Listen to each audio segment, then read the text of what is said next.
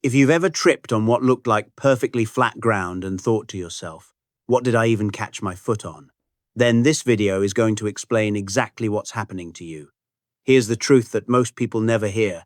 When you trip and there's nothing visible to blame, it's almost never clumsiness, and it's almost never random bad luck. What's actually happening is a tiny timing problem with the way your foot lifts during each step, and it's so subtle that you won't notice it until the moment your toe catches. The good news is that this is one of the most fixable issues I see in my patients. And in the next few minutes, I'm going to show you a 20-second self-check you can do right now to see if you have this problem. A simple walking cue that can improve your toe clearance immediately, and a short practice plan you can start today.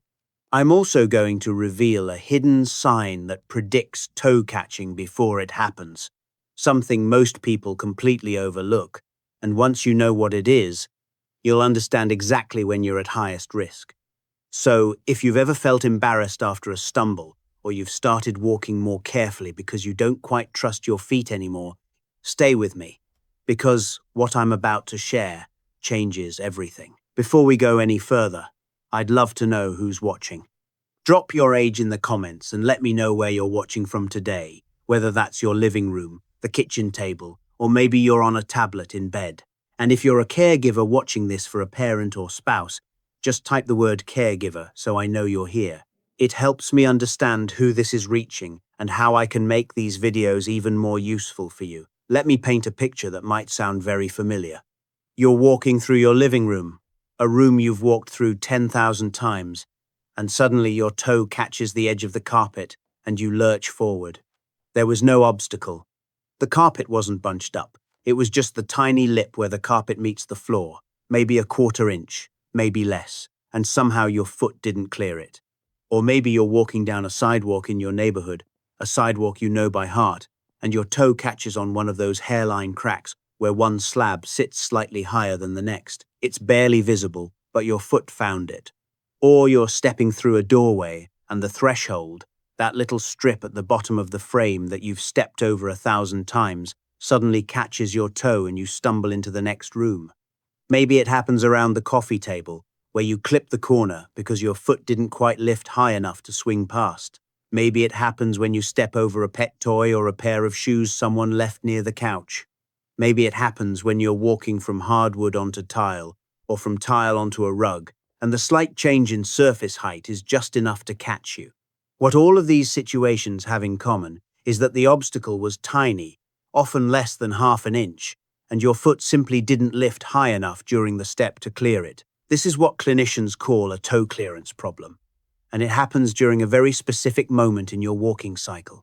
Every time you take a step, there's a phase where your foot swings through the air from behind you to in front of you.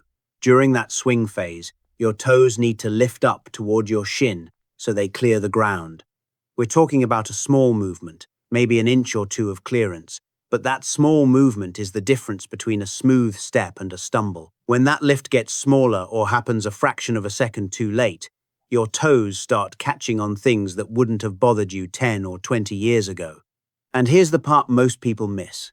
This change often happens so gradually that you don't realize your clearance has shrunk until you start tripping.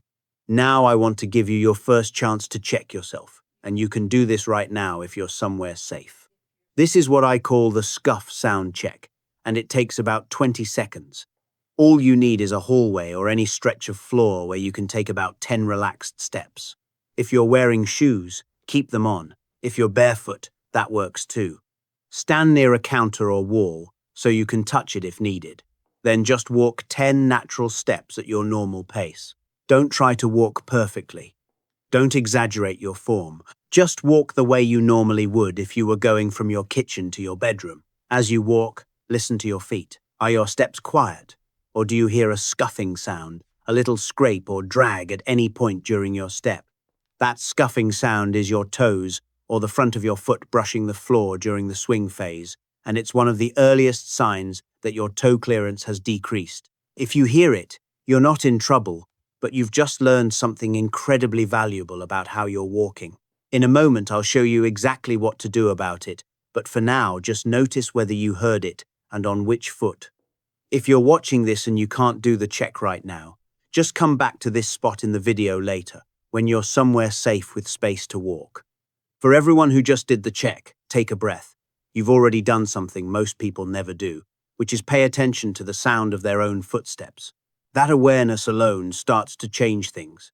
Let me explain what's actually going on in your foot and ankle when this happens, and I'll keep it simple because you don't need to be an anatomy expert to fix this.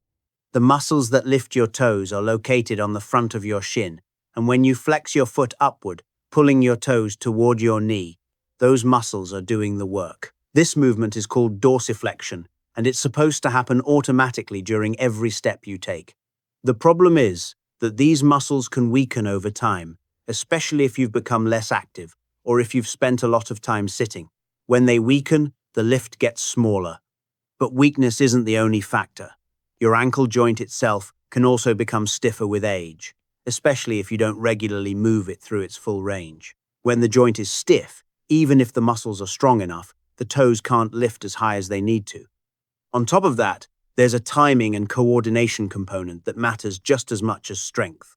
Your brain has to send the signal to lift the toes at exactly the right moment during your stride, and that timing can become less precise when you're fatigued, distracted, walking in low light, or dealing with certain medications that cause sedation.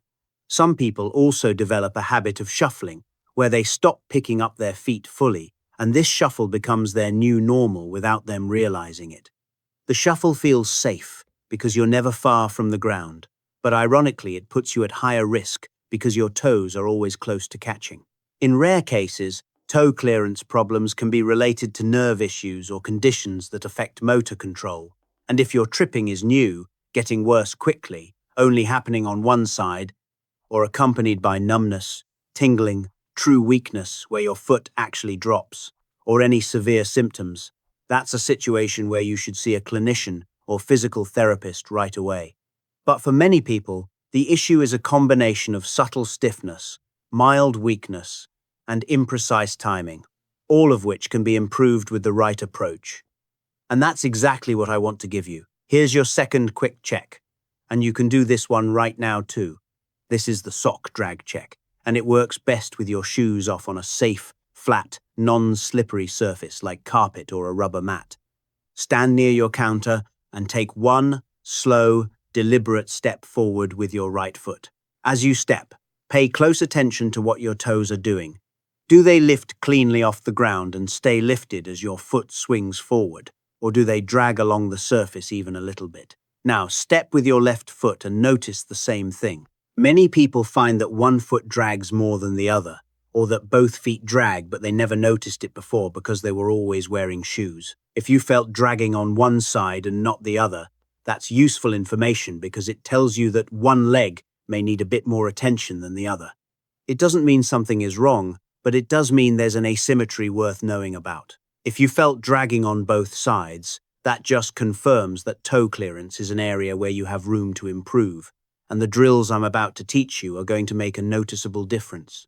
Now let me deliver on something I promised you at the beginning, the hidden sign that predicts toe catching before it happens. This is the thing most people completely overlook, and once you understand it, you'll be able to protect yourself during your highest risk moments. The hidden sign is this: toe catching almost always gets worse when you're tired or mentally distracted. You might walk perfectly fine in the morning when you're fresh, but by late afternoon when your energy is lower, your steps get smaller, your timing gets sloppier, and your toes start grazing the floor. Or you might be fine when you're focused on walking, but the moment you start thinking about something else, carrying on a conversation, or scanning for your car keys in your pocket, your foot mechanics go on autopilot and your clearance drops. Another version of this hidden sign is that your first few steps after sitting for a long time are the worst. You've been in a chair for an hour, your muscles are cold and tight, and when you stand up, your ankles don't immediately have the range they need. Those first 5 or 10 steps are when toe catching is most likely to happen. And a third version is that one shoe scuffs more than the other, which you might notice from the wear pattern on your soles. If one shoe's toe is more scraped up, that foot is your weaker link. The simple fix based on this hidden sign is to give yourself a reset cue during high-risk moments. When you're tired, when you're distracted, or when you're taking those first steps after sitting, consciously slow down your first 5 steps and focus on lifting your toes just a bit more deliberately. You can even say to yourself, slow first 5, as a mental reminder.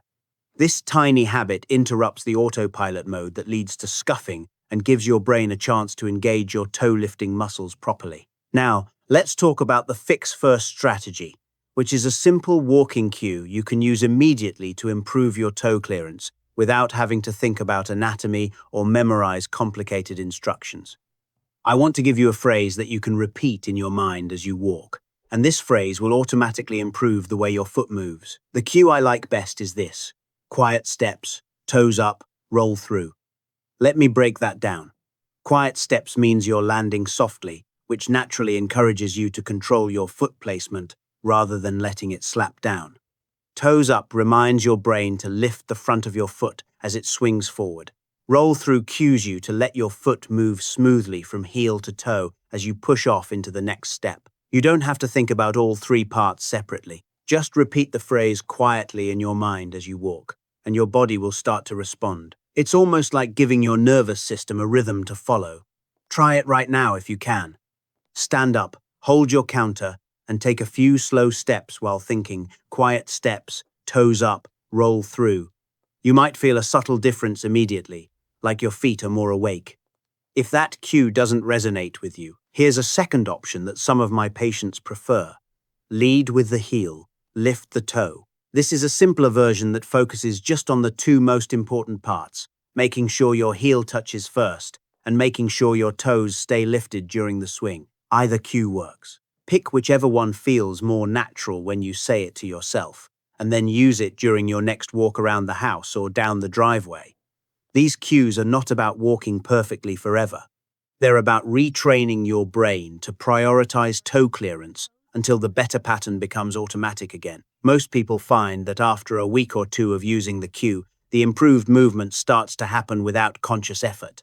I want to pause here and hear from you. Where do you trip the most? Is it on carpet edges, sidewalk cracks, doorway thresholds, or somewhere else I haven't mentioned? Drop it in the comments because I read every single one, and it helps me know what to cover in future videos. If this content is helpful to you, I'd appreciate it if you hit the like button and subscribe to the channel so you don't miss upcoming videos. This helps more people find these videos and get the information they need to stay steady and independent. Now let's move into the targeted micro drills that will strengthen your toe clearance over time. These are not exercises you need to do for an hour. They're small, specific movements you can practice for just a few minutes a day, and they directly address the muscles and timing involved in lifting your toes. You can do all of these near a counter or sturdy chair for support. The first drill is what I call march and freeze, and it's designed to build both strength and awareness. Stand holding your counter with one or both hands. Now slowly lift your right knee as if you're marching in place. But as your thigh comes up, focus on pulling your toes toward your shin so your foot is flexed, not dangling.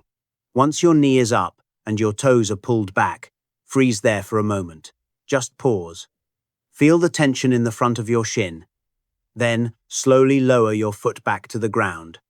Repeat with the left leg. You're not trying to do this fast. The whole point is the deliberate pause at the top where your toes are lifted. Do about 5 on each side, and you've completed the drill. This teaches your brain to associate knee lift with toe lift, which is exactly what needs to happen during walking. The second drill is heel walk bursts, and this one directly activates those dorsiflexor muscles on the front of your shin. Holding your counter, shift your weight onto your heels so your toes are lifted off the ground. Now take 3 or 4 small steps forward while staying on your heels. You'll feel the muscles in the front of your shins working immediately. You don't need to walk far, just a few steps, then rest. Then do another burst of 3 or 4 heel walking steps. This is a quick way to wake up muscles that might have been underactive during regular walking. A word of caution. Keep your support hand on the counter the entire time because heel walking reduces your base of stability. If you feel unsteady, make the steps even smaller, or just practice lifting your toes while standing still until you build more confidence. The third drill is what I call the towel slide reverse, And you can do this one sitting down, which makes it great for times when you're watching television or resting your legs. Sit in a sturdy chair with your feet flat on the floor. Now imagine there's something sticky on the sole of your foot that you want to scrape off using the floor. Pull your toes up and back toward your shin while pressing your heel into the ground. You should feel the top of your foot stretch and the front of your shin engage. If you put a small towel under your foot, you can actually drag it toward you as you do the motion, which gives you visual feedback that you're doing it correctly. This is a simple way to practice dorsiflexion in a controlled setting without any balance demands. Do 5 or 6 repetitions on each side. The fourth drill is step over line practice, and this is about translating your improved toe lift into actual walking. Find a spot near your counter and imagine there's a thin line on the floor, or you can lay down a piece of tape if you want a visual target. Now practice stepping over that line with an exaggerated toe lift. Bring your knee up slightly higher than normal. Pull your toes up deliberately, step over the line, and place your foot down with control.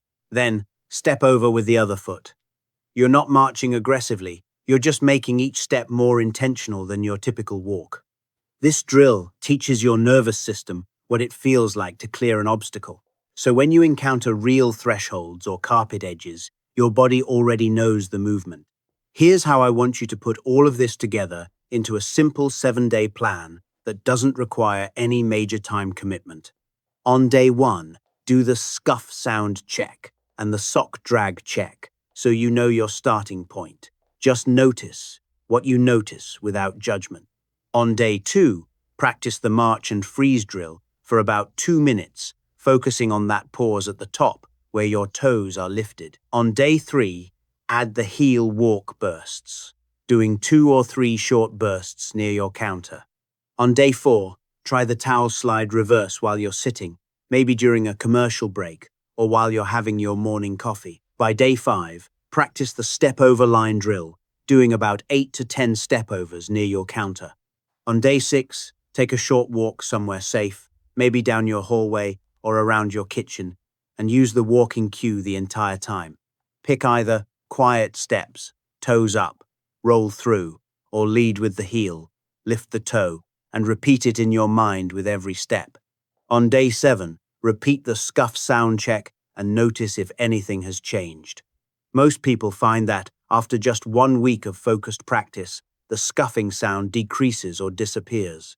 Their steps feel more controlled, and they start to trust their feet again. This isn't about perfect performance. It's about building a habit of awareness and giving your muscles and brain the practice they need to work together smoothly. If you continue the drills 2 or 3 times a week after the first 7 days, the improvements tend to compound and become lasting. Now let's do your third quick check together, the wall toe lift check. And this one gives you information about symmetry between your left and right sides. Stand facing your counter with both hands resting lightly on it for balance. Keeping your heels on the ground, lift just your toes and the front of your feet as high as you can, pulling them toward your shins. Hold for a second, then lower. Now do it again, but this time pay attention to whether one side lifts as easily as the other. Does one foot come up quickly while the other feels sluggish? Does one side feel tight in the ankle while the other moves freely? A small difference is normal, but a large difference, especially if one side barely lifts at all, is something to mention to a physical therapist or doctor. This check isn't diagnostic, but it gives you valuable information about your own body that you can use to guide your practice. If one side is lagging, spend a bit more time on the drills with that foot. I want to close with something important about when to seek professional help. Everything I've shared today is designed for people whose toe catching is occasional, has developed gradually, and is not accompanied by other concerning symptoms. If your tripping is new and started suddenly, if it's getting worse week by week, if it only happens on one side, or if you're experiencing numbness, tingling, true foot drop where you can't lift your foot at all, new weakness in your legs, or any severe symptoms, please see a healthcare provider or physical therapist. These could be signs of a nerve issue or other condition that needs direct evaluation. And of course, if you ever experience chest pain, fainting, severe shortness of breath, sudden new one-sided weakness or numbness, confusion, a sudden severe headache, or anything that feels like a stroke, that's an emergency, and you should seek urgent care immediately. Those red flags are rare, but I mention them because your safety matters more than anything else I can teach you. For the vast majority of people watching, though toe catching is a solvable problem, it's the result of subtle changes in strength, stiffness, and timing that happen naturally with age. And with the right awareness and practice, you can reverse those changes and walk with more confidence and less fear. Here's what I want you to do right now. Today, before you close this video, do the 20-second scuff sound check. Walk 10 steps in your hallway and just listen. Then, on your next short walk, whether that's to the kitchen or out to check the mailbox, use one of the walking cues I taught you. Pick quiet steps, toes up, roll through or lead with the heel, lift the toe, and repeat it in your mind for the entire walk. After you do both of those things, come back to this video and leave a comment telling me what you noticed. Did you hear scuffing? Did the cue feel strange or natural? Did you feel more aware of your feet? I read every comment, and I respond to as many as I can because I genuinely want to know how these strategies are working for you. Your toe clearance can get better, your confidence can return, and those embarrassing stumbles on flat ground can become a thing of the past. Thank you for spending this time with me. Take care of yourself, move with intention, and I'll see you in the next one.